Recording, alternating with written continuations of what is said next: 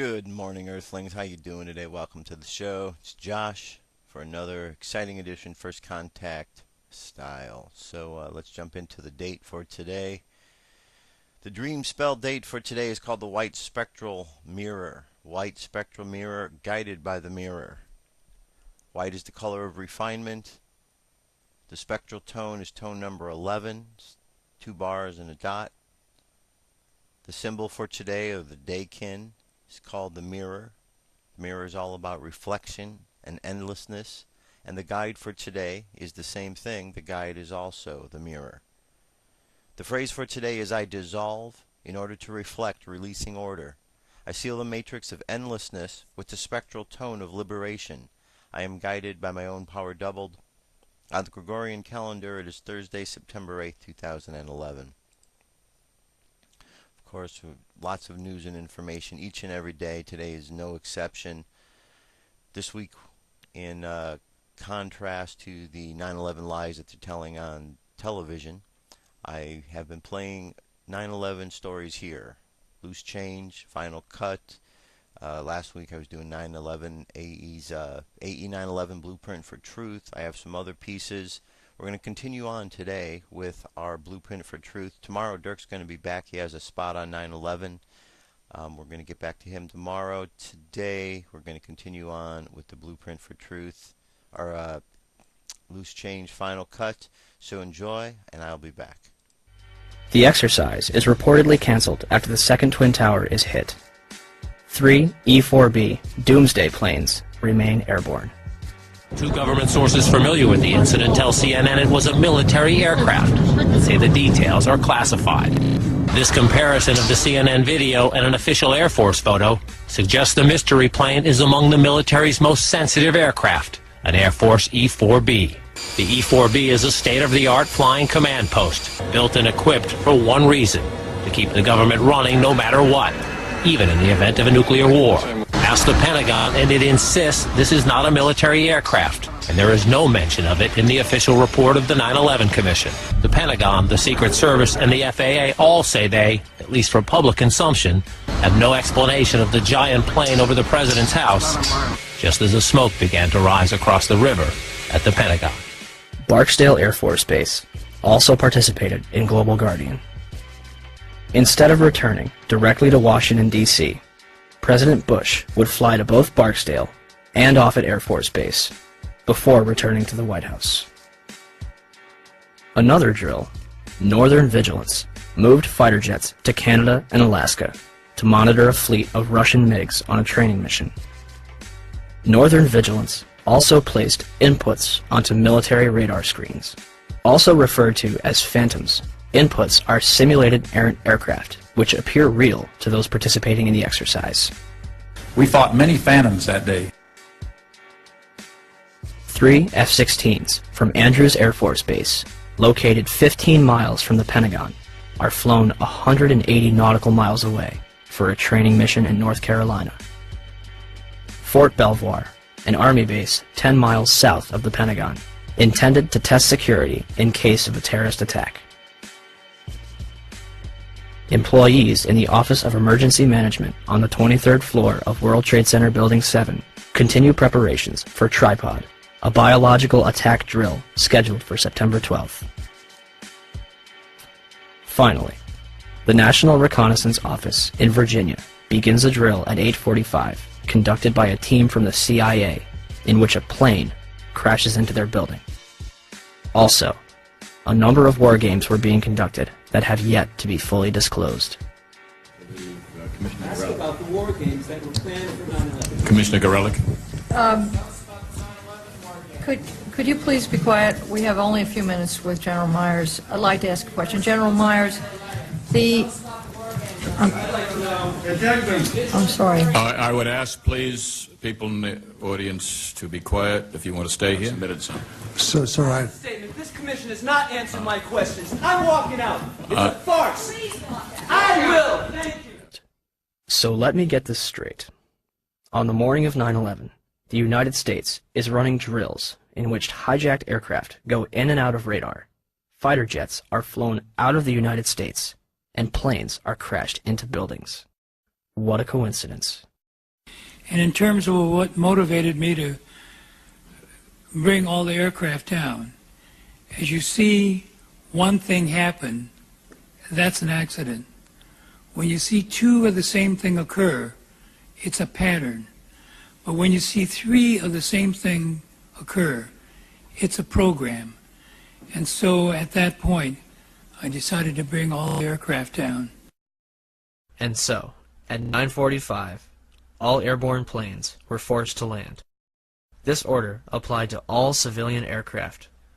Certain military planes were allowed to remain airborne. By 12:16 that afternoon, the FAA managed to ground over 4,000 planes without incident. During the time that the airplane coming in to the Pentagon, there was a young man who would come in and say to the Vice President, the plane is 50 miles out, the plane is 30 miles out. And when it got down to the plane is 10 miles out, the young man also said to the Vice President, do the orders still stand? And the Vice President turned and whipped his neck around and said, of course the orders still stand. Have you heard anything to the contrary?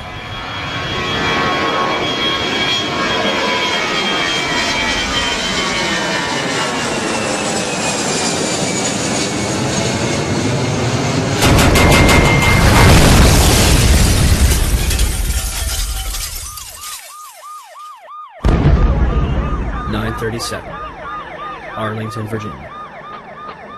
American Airlines Flight 77 allegedly crashes into the ground floor of the Pentagon. Pentagon authorities will deny that the building had anti-aircraft defense.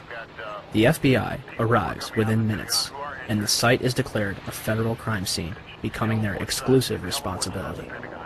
With the help of civilians, they comb the Pentagon lawn for debris, and within 24 hours, they had confiscated every known video of the attack. Pentagon officials initially denied that any of their cameras captured the event. However, on March 7, 2002, 5 images taken by a security camera from across the heliport are released. For years, these 5 frames were the only public footage of the Pentagon attack. This would change on October 14, 2004, when Scott Bingham would file a Freedom of Information Act lawsuit requesting videotapes that captured the impact of Flight 77. Special Agent Jacqueline McGuire of the FBI located a CD-ROM that contains copies of 2 time-lapse recordings made by security cameras, released on March 16, 2006. A video taken from a Citgo gas station, which is open only to Pentagon employees, released on September 15, 2006.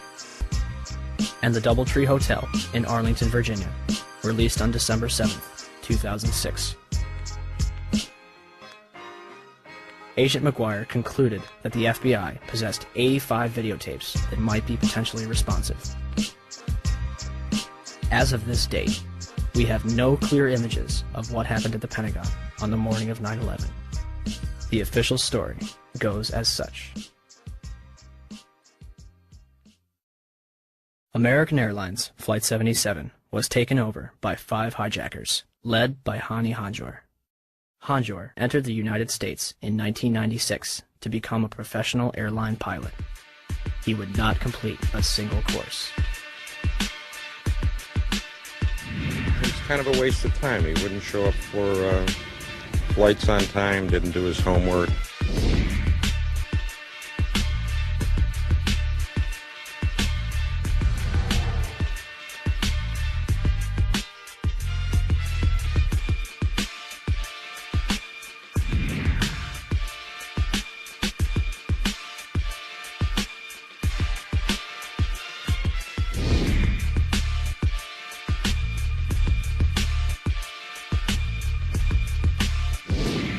Average or below average piloting skills. English was very poor, uneventful from our perspective.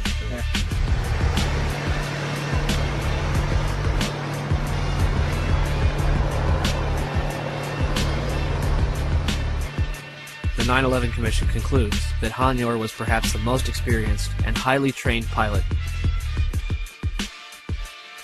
Flight 93's hijacker, Saeed Al-Ghamdi, was a former Saudi fighter pilot. How could Hanyour be more experienced than him? On the morning of 9/11, Hani Hanyour and his 4 accomplices traveled to Dulles International Airport outside of Washington, D.C. They had spent the weeks beforehand at the Valencia Motel in Laurel, Maryland, 6 miles from the National Security Agency. All 5 will set off metal detectors and be subjected to additional screening, yet all of them proceed to board American Airlines Flight 77, which is described by the Washington Post as unusually light on passengers. Out of 188 seats, 64 would be filled. In fact, all 4 planes involved in 9/11 would be at approximately 30% capacity. The hijackers will board alongside Barbara Olson, the wife of Solicitor General Ted Olson, and a number of employees from Boeing, Raytheon, the Department of Defense, Lockheed Martin, American Airlines, the Navy, Army, and other government agencies. The pilots were Officer David Charlebois and Captain Charles Burlingame. Charles Frank Burlingame III, an aeronautical engineer and a graduate of both the Naval Academy and Top Gun Fighter Pilot School, flew F-4 fighter jets and developed anti-terrorism strategies at the Pentagon before retiring in 1989 to take a job at American Airlines. He would remain active in the reserves and anti-terrorism exercises until 1996. His Boeing 757 would be crashed into the very section of the Pentagon he used to work in. The hijackers would have only moments to subdue both Charlebois and Burlingame, remove them from the cockpit, and retain control of the airplane. Yet, the plane is hijacked without incident at 8:51 and makes an unauthorized turn to the south 3 minutes later. No mayday, no hijack code, no sign of struggle. Flight 77 will fly all the way back from the Kentucky-Ohio border, coasting for another 43 minutes against its flight path before crashing into the Pentagon without any military interception.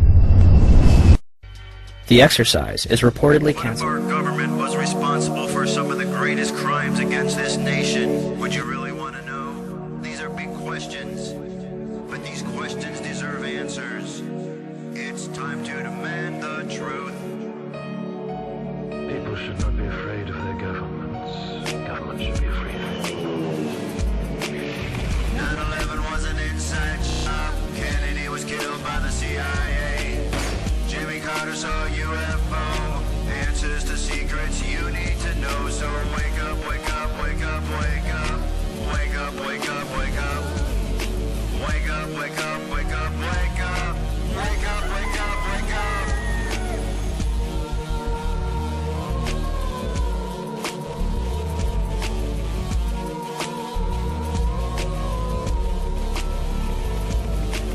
The evidence is overwhelming.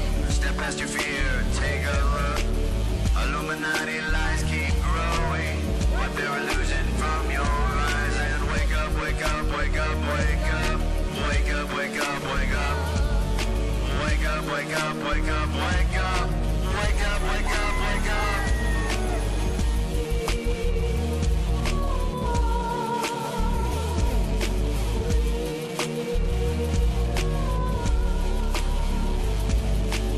What would our founding fathers say if they were alive today? Must be turning in their graves. Redcoats are coming, Big Brother's watching. Wake up, wake up, wake up, wake up. Wake up, wake up, wake up. Wake up, wake up, wake up, wake up. Wake up, wake up, wake up. One if by land and two if by sea, and I on the opposite shore will be ready to ride and spread the alarm through every Middlesex village and farm. Whenever any form of government becomes destructive of these ends, it is the right of the people to alter or abolish it. When a long train of abuses and usurpations, pursuing invariably the same object, evinces a design to reduce them under absolute despotism, it is their right, it is their duty to throw off such government and to provide new guards for their future security.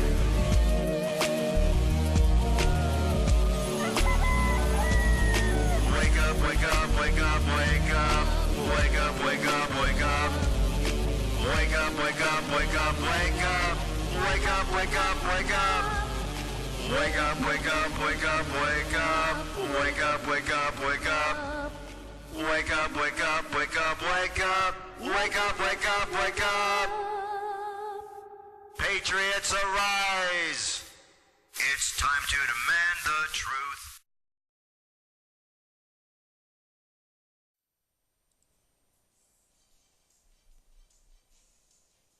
This is the UFO News with Joshua Poet.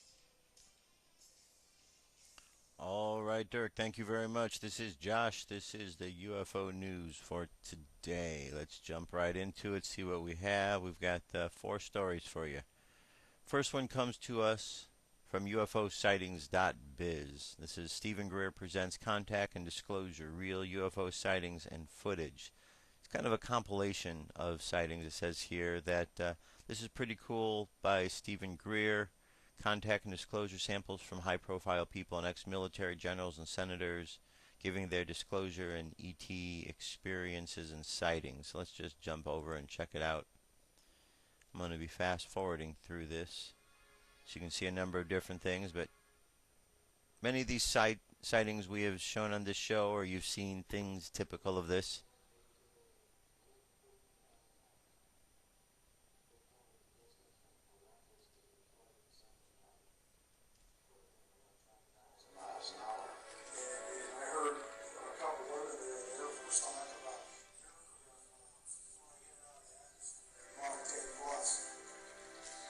Alright, it's kind of muffled. I don't know if you can hear that. But anyway, we got a compilation of sightings here. We got the single one. Moving right along here. Now here we got another one. This is a bit larger of a type of a sighting over the car. And as we move forward through here, some of these sightings you're going to see, these are the Billy Meyer sightings and pictures. Billy Meyer, there we go. These are the Pleiadian Bell ships that Billy Meyer was given an opportunity to photograph over the course of the years. They would notify him, communicate with him, and he would show up and take photographs, and these were the images that were there. Pleiadian Bell ships. And there's a number of other sightings, and as we get to the end of this, there are... Actually, you could see it's supposed to be Billy Meyer right here, and I'm guessing this is his contact, Semyazi.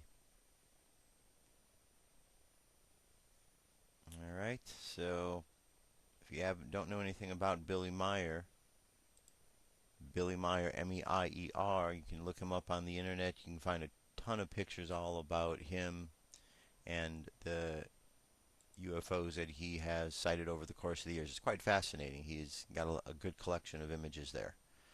Now our next sighting comes to us here from UFO Triangle recorded over Moscow. This is latest UFOsightings.net. Let's jump over here, look at this. It says glowing triangle was seen and filmed above the capital and the most populous city of Russia. Moscow was taken on Wednesday the 7th. Alright, here we go. Look at this. Nice, good glowing UFO triangle up there in the sky. You can see it pretty darn good. And it certainly sticks out on this kind of, looks like it's a cloudy day. It's not really a sunny, a bit overcast, but you can definitely see this image up in the sky. Something is traveling through it. So, where is that from? Not quite certain. Is something up there? Well, yeah. Very evident to see. Alright, let's move along from there. Our next story is from Australia. There we go. Alright, here we got one up here. We got a couple more forming. 1, 2, 3 more around it. There's a 4th one out here.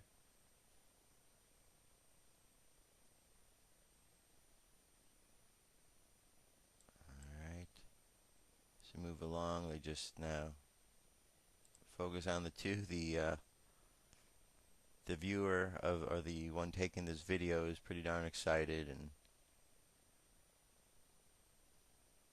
all right, Most fascinating indeed. And let's now move along to our last story here. This is from huliq.com. UFO sightings nexus emerges as ET science explains contact.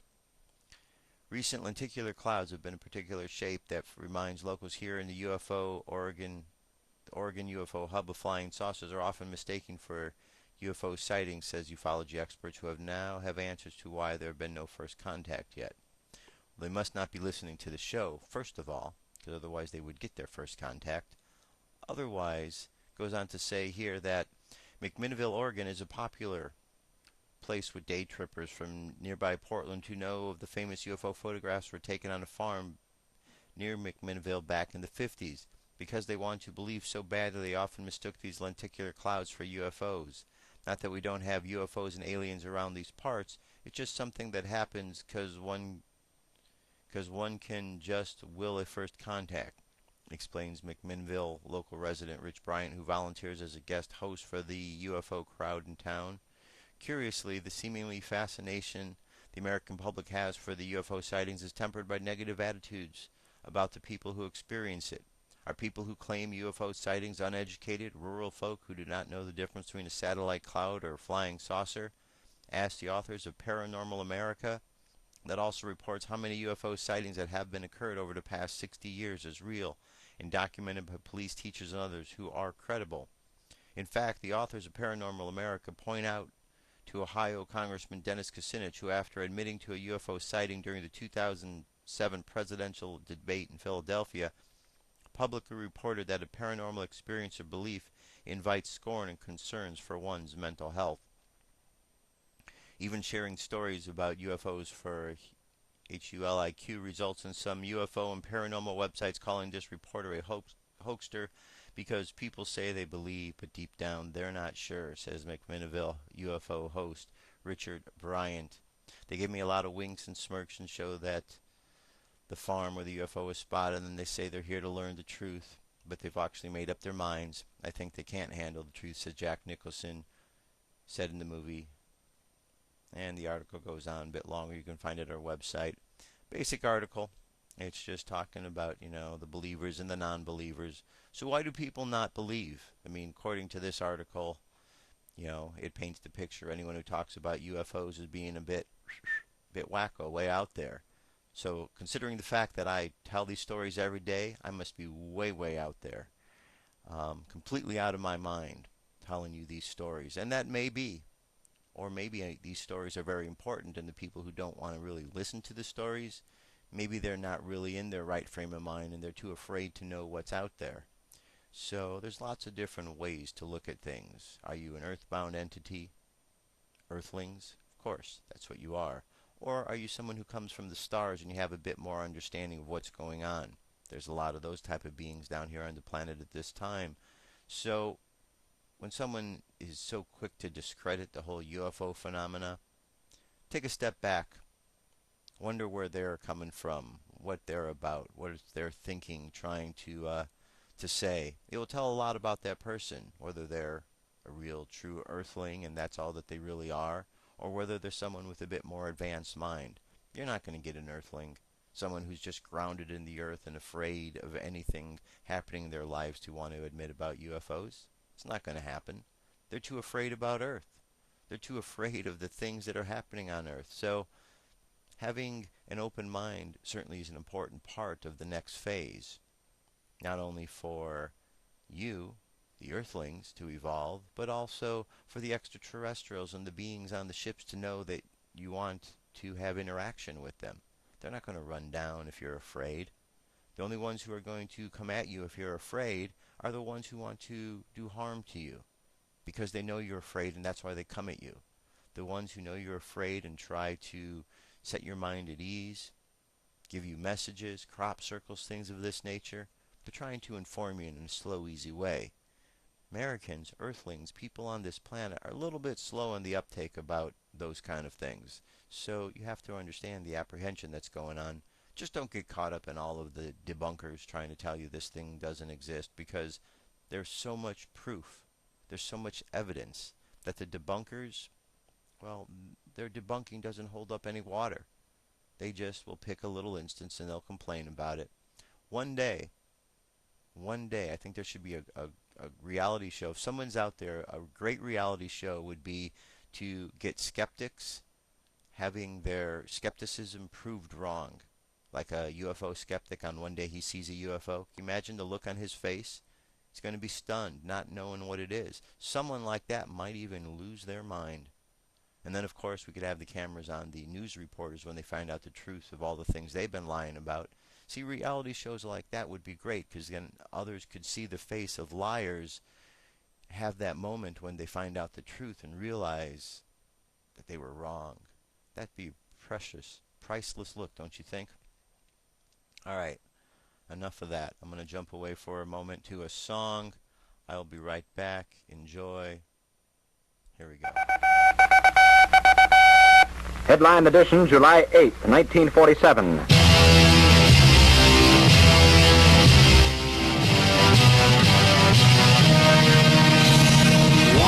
day, I was looking to the sky. I saw up above the clouds. It was a silver shiny disc floating high above the ground.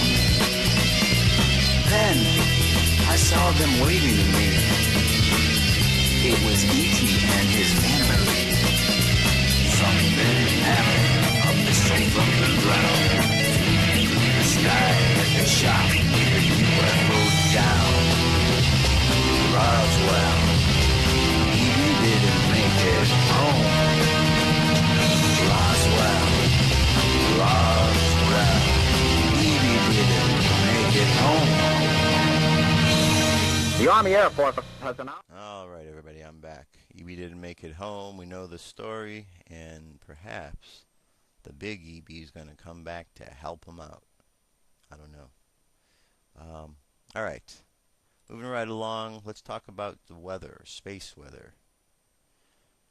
It was kind of warm in different places. Out here in Los Angeles, it was really warm. The sun has this hotness to it that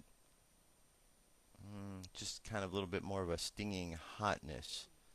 It's, a little bit different than what it usually is. I don't know if this is effect of the solar flares or maybe my imagination is kicked in full time. I'm not quite certain which one of those are in effect, but I do know if I go to spaceweather.com, it tells me that there has been a sharp increase in solar activity this week. Here, check it out for yourself with your own 2 eyes.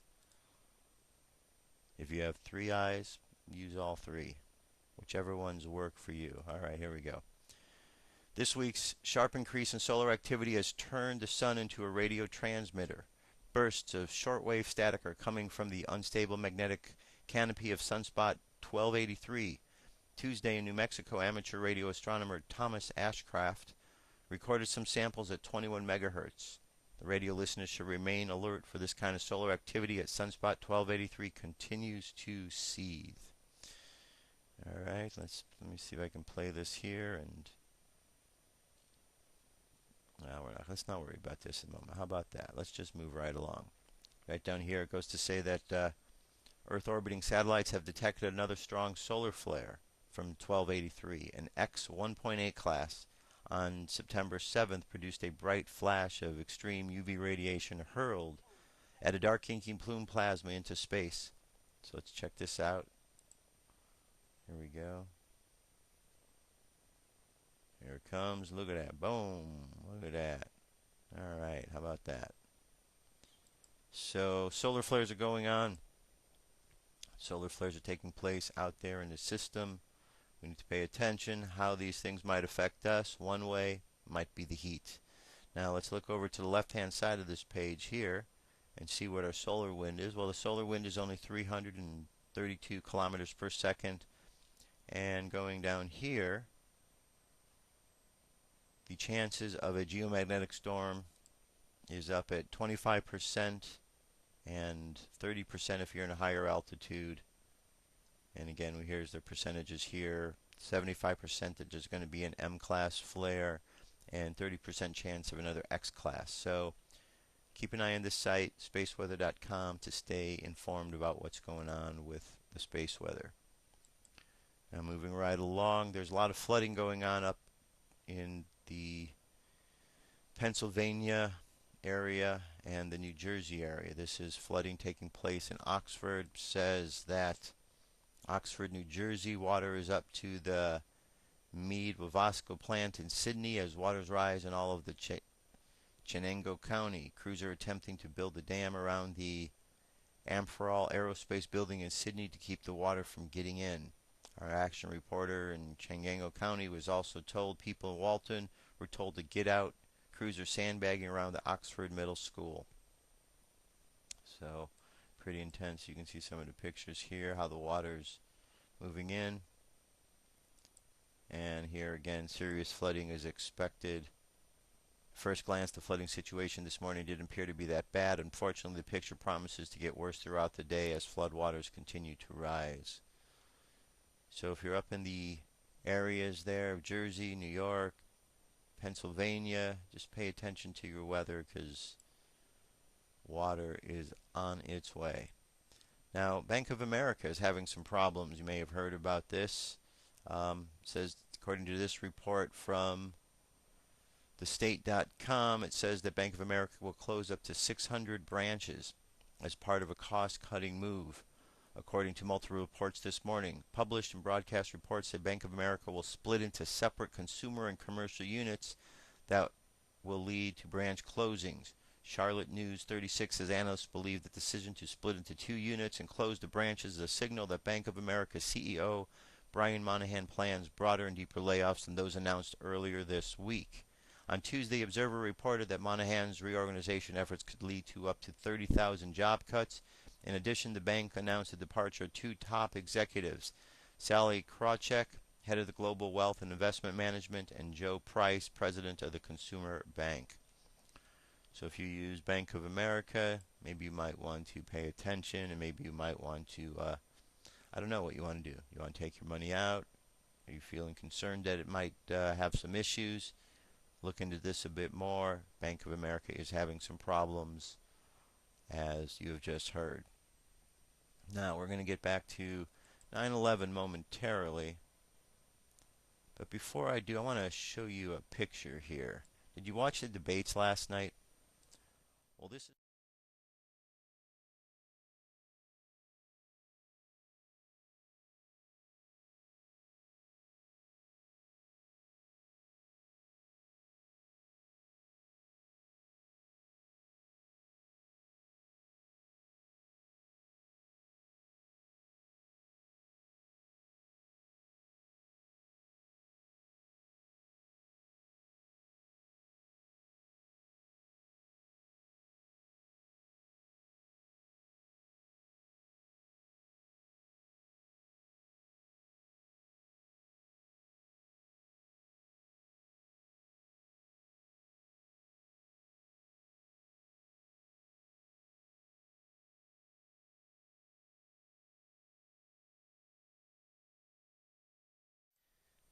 somebody who's just angry because something got pointed out about him during the debates. Anyway, the debates were quite interesting last night. I don't know if you watched them. Today they're breaking them down. Of course, the mainstream media, they go right into their spin and they just ignore Dr. Paul as if he's not even there. Yet he's there and he makes a great candidate and he has great things to say, and it's just all quite silly. One of the things he talked about, I'm going to play this clip here, was the question was about immigration. And there were a couple of those up there who said there needs to be a big fence around the United States, a big fence to keep the immigrants out. Well, Ron Paul had a different answer to that than the normal answer. Listen to this. It's quite clever, actually. Here we go. This is what Ron Paul had to say about their fences. your thoughts? Obviously, it's a very big problem. I think we need to remove the incentive, easy road to citizenship. Nobody has mentioned the fact that they qualify for benefits as well, the welfare benefits that we shouldn't have to give. The state of Texas shouldn't be forced to provide free health care and free education. But there is a mess down there. It's a big mess, and it's the drug war that's going on there. And our drug laws are driving this. So now we're killing thousands and thousands of people. That makes it much more complicated. But the people who want big fences and guns, sure, we could secure the borders. A barbed wire fence with machine guns, that would do the trick. I don't believe that's what America is all about. I just really don't. We can enforce our law. If we had a healthy economy, this wouldn't be such a bad deal. People are worrying about jobs. But every time you think about this toughness on the border and ID cards and real IDs, think that it's a penalty against the American people too. I think this fence business is designed and may well be used against us and keep us in. In economic turmoil, the people want to leave with their capital, and there's capital controls and there's people control. So every time you think of a fence keeping all those bad people out, think about those fences maybe being used against us, keeping us in. Keeping us in. It's a whole other way to look at it, and you don't hear other politicians are going to talk about that, especially if that's part of the agenda. Ron Paul speaks out about those kind of things. That's why he is out there having the success he is having. Now, I want to get up onto 9/11. We're going to wrap a couple things up here. Now, I had a conversation with somebody yesterday, and I know you have these conversations as well, so that's why I wanted to bring it up.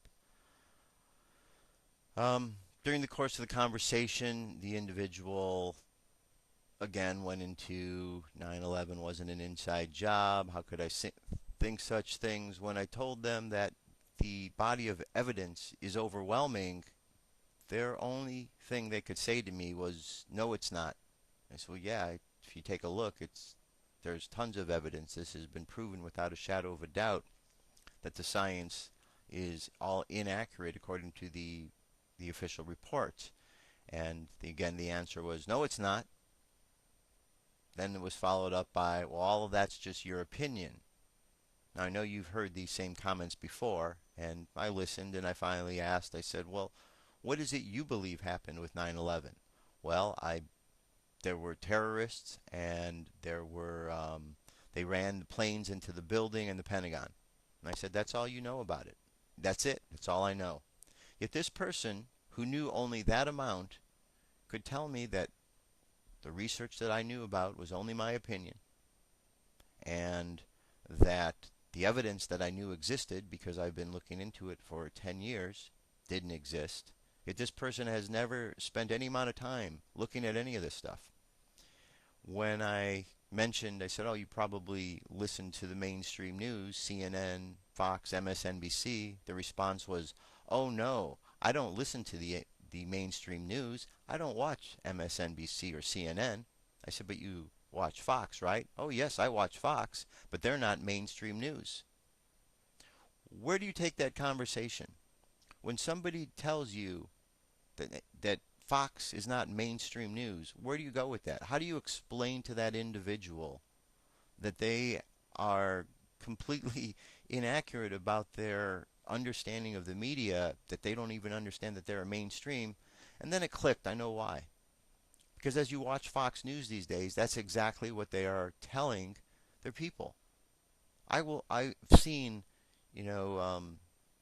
Bill O'Reilly and others on the show. They point out and they talk to the others like CNN's mainstream. They're mainstream. This is what the mainstream media is doing, but we're not doing this. They're trying to distance themselves from the mainstream. You know what the biggest problem we have in the world is? Our world is filled, and I know this isn't politically correct, but our world is filled with stupid people. That's the problem. Okay? Politically correct, I could say we have a lot of people who are less than educated. That's not right. We have stupid people. And because we've coddled the stupid people for such a long period of time, we allow stupidity and stupid answers to get into the mix. We all know the basic sciences of school. We learned them in high school. We know those basic sciences. Those sciences continue to exist. They have existed for hundreds and thousands of years, they will continue to exist because they are sciences that can prove themselves over and over and over again. That's the whole point.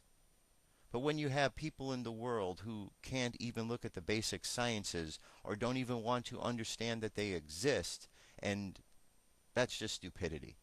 You've all heard comments from friends and family members and people you don't know spouting out about this 9/11, telling you that it's all opinion and that what really happened was about these hijackers and blah blah blah blah blah. People, when is the wake up truly going to happen? At which point are people going to pull their heads out of their asses and wipe their eyes and understand that what really happened has nothing to do with that official story? It was a complete scam pulled over the eyes. The wool was pulled over the eyes of the American people, and for the most part, Americans have bought it hook, line, or sinker. Now, can you blame them? Well, the education system seems to be dumbing them down. The foods and nutritions that are given to kids in schools isn't really up to par. The vaccines kids are getting these days are changed from how they used to be. You've got some places where Thomas Jefferson isn't even in the school books anymore. Kids aren't being brought up to be anything other than stupid. So if a child happens to grow up and has some intelligence, that in itself is a miracle. Because in the day and age we're at, intelligence is not something that seems to be encouraged. Stupidity, at least from our government's perspective, is what they want. Don't be stupid. Fool them. Be smart and show them that you can actually rebel against them by using your own mind. Think for yourself. The other day, there was a spot on. Dick Cheney was doing this interview. Now, I want you to hear part of this interview because this is where he's talking about Flight 93. Flight 93 was the flight that went down in Pennsylvania. The flight was shot down. Rumsfeld accidentally said that during one of his interviews a few years back. Oh, the plane we shot down in Shanksville. He said it. This is what happened. There was a military jet went out there with 2 missiles and came back with 1. There's no plane that crashed there. Listen to this. Listen to Dick Cheney. You'll understand. It's all right before your eyes, my friends. All you have to do is pay attention and decide you're not going to be stupid. Had earlier discussed rules of engagement for taking down a hijacked airplane, but you were the one who gave the direct order to shoot down a plane that you were told, as it turns out incorrectly, was headed for Washington. Right. That's correct. What's that moment like? Well, it was necessary, and it was frankly, I didn't pause to think about it very much because once one of those aircraft was hijacked, it was a weapon. We'd seen already by that time 3 of them go in to the Pentagon and the World Trade Center in New York. As a result, thousands died, and if we had been in a position to intercept one of those to keep it from striking its target, would we have done it? Absolutely. And what I did was pass on the President's approval of the basic proposition that we would, in fact, authorize our people to shoot down aircraft that had been hijacked and refused to divert. So I saw it as part of my responsibility, but I did it quickly because we had a lot of other things we were doing at the same time. Did you guys hear what Dick Cheney just said? He admits to giving the order to have an airplane shot out of the sky on 9/11 of 2001. After 3 other planes had hit their intended targets. 2 of them being the Twin Towers and the 3rd one being the Pentagon. That only left 1 plane. That was Flight 93. So Dick Cheney admits, as did Donald Rumsfeld, to having Flight 93 shot out of the sky. Flight 93 did not crash into the field in Shanksville, Pennsylvania. It left an 8-mile-long debris field. There was nothing left when it got to Shanksville, Pennsylvania.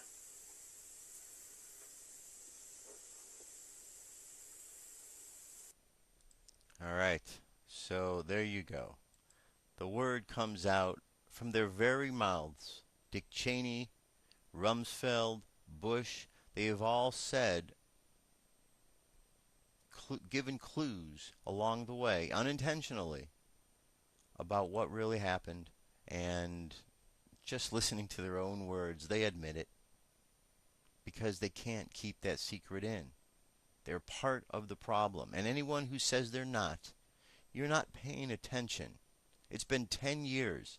Isn't 10 years long enough to go without knowing really what happened? Isn't 10 years long enough to go along being ignorant? It's time to wake up and pay attention, folks. You've been lied to for a long time. How much longer are you going to let them lie to you? It's up to you. You can keep being stupid, keep being an idiot, keep letting them lie to you, or you can actually wake up. I suggest waking up, because if not, there's going to be bigger problems down the road. Because if they can lie to you once, they're going to lie to you again. And guess what?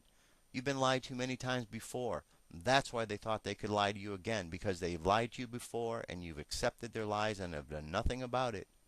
So they've lied to you again. And they'll do it again. We got 9/11 anniversary coming up. There's all kind of crazy hype. Don't be surprised if there isn't some sort of false flag that takes place, because they're planting the seeds really heavy in the news. Now here's a piece.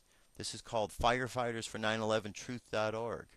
I want you to hear this, because this is firefighters actually talking about the situation. Here we go.